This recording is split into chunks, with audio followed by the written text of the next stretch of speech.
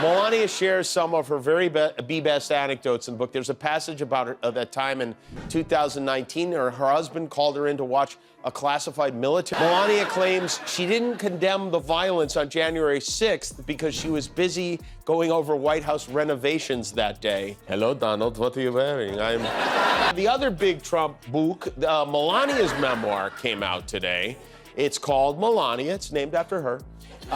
Proceeds from sales of the book are going to one of Melania's favorite charities, Body Doubles for Conjugal Visits. Very good book. Last Tuesday, Jimmy Kimmel made a simple joke about Trump's past relationships. By Wednesday morning, Trump had called network executives, demanded Kimmel be fired, and posted 23 angry messages online. By Thursday, he claimed Kimmel was part of a deep state plot against him. This isn't just another Trump tantrum, it's revealing a pattern that shows exactly why he's so sensitive about certain topics. We break down the joke that caused the meltdown and why it matters for the election. Before we move on, I'd like to ask you a small favor. If you appreciate this content, please take a second to like this video and subscribe to the channel. Over 98% of you watch the videos without subscribing. It costs you nothing, but it makes a huge difference to us. So did you click the subscribe button? Great, thank you so much. Now back to the video. So what was it about Kimmel's joke that made Trump lose his mind? Turns out our orange friend can handle jokes about his tiny hands, weird hair, and even his many legal troubles. But mention his love life and he completely falls apart. Melania Trump made a rare appearance in compliance with Section 3, subsection 2.7 of her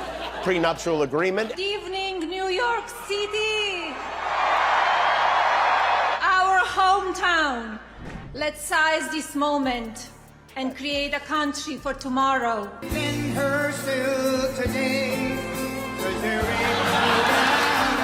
To me, there's nothing more beautiful than watching a man and his wife try not to smudge each other's bronzing cream, you know? Kimmel didn't just make any random joke. He went straight for Trump's most sensitive spot, his history with women. The comedian showed clips of Trump with different ladies while playing It Wasn't Me by Shaggy in the background. Talk about perfect song choice. The audience basically lost their minds when Kimmel pulled up those old tabloid headlines about Trump's alleged affairs during his marriages. What makes this extra spicy is the timing. Trump's campaign has been busy trying to paint Kamala Harris as some kind of anti-family villain while positioning Grumpy Trumpy as America's #1 family man. Kimmel basically said, "Oh really? Let's look at the receipts," and showed Trump's actual relationship history side by side with his campaign promises. Awkward. The funniest part? This wasn't even Kimmel's harshest Trump joke ever. He said way worse things about Donnie diapers before, but this particular joke hit Trump right in his fragile ego because it exposed the huge gap between his family values campaign message and his actual life choices. What Kimmel revealed wasn't new information. We all know about Trump's tabloid past. But the timing connected Trump's behavior with his current campaign in a way that clearly terrified his team. This wasn't just another comedian poking fun at Trump's weird tan or his word salad speeches. It was exposing a major weakness in his entire election strategy, and Trump knows it. Trump's reaction wasn't just angry, it was full-on meltdown mode. Within hours of Kimmel's segment hitting the airwaves, our thin-skinned former president was already on the phone demanding the comedian be fired. Can you imagine being that bothered by a late-night joke? The orange turd couldn't handle it. His Truth Social account transformed into the anti-Kimmel channel, pumping out 23 posts in less than 24 hours. That's almost one post per hour. Trump called Kimmel talentless and unfunny. Operation, even though she didn't have security clearance. Only Donald Trump would call his wife in to watch a top secret mission like it was a TikTok of a baby hippo or something. Today, there's another new tell-all book on the way from legendary journalist Bob Woodward. Trump, as you may recall, hated Woodward's previous 3 Trump books. Woodward is a total sleazebag who has lost it mentally, and he's slow, lethargic, incompetent, and overall a boring person with no personality. There's some extra crispy McNuggets in this one, including a few gems from one of Trump's most loyal underlickers, Senator Lindsey Graham, who said going to Mar-a-Lago is a little bit like going to North Korea. Big words from a guy whose idea of comedy is mocking disabled reporters. But he didn't stop there. He actually claimed Kimmel was working with the Democrats to destroy America. Yes, folks, apparently late-night comedy is now part of the deep state agenda. The post got weirder as the day went on.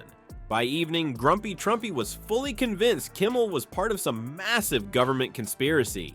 Next thing you know, he'll be saying Kimmel planted the classified documents at Mar-a-Lago. Trump even dragged poor Melania into the mess, claiming she was deeply hurt by the jokes. Funny how she never mentioned Kimmel publicly. Maybe she was too busy planning her post-White House escape route. His campaign team reportedly begged him to focus on actual issues like the economy or immigration, but Donnie Diapers refused to stop his Kimmel obsession. It's like watching a toddler who can't let go of a grudge about someone taking his toy. This appearance, it was as if they caught her in a glue trap at Saks Fifth Avenue and dragged her there. And I gladly stand up next to you and defend her still today. This whole event, his whole platform is immigrants are dangerous. Immigrants are killing our country. We have to stop the immigrants. And now, from Slovenia, please say hello to our former First Lady, Melania Trump. Trump's crazy accusation showed exactly why he's so sensitive about his affairs being mentioned during the campaign. He knows his family values message falls apart when people remember his actual behavior. That's why he's so desperate to control the story around his personal life as the election gets closer. Have you noticed something weird about Melania at Trump's recent rallies? She looks about as happy as someone waiting at the DMV for 6 hours. After Kimmel's jokes hit too close to home, Trump suddenly needed his wife by his side to prove his family values weren't complete garbage. At the first post-Kimmel rally, Melania stood behind Grumpy Trumpy looking totally miserable. Body language experts pointed out how she barely smiled, kept her distance from Donald, and checked her watch every 5 minutes like she had somewhere better to be. Which, let's be honest, was probably anywhere else. The funniest part? Campaign staffers were literally telling her when to clap and when to stand. Imagine needing instructions on how to pretend you support your husband. It's like they handed her a how to act like a loving wife for dummies manual backstage.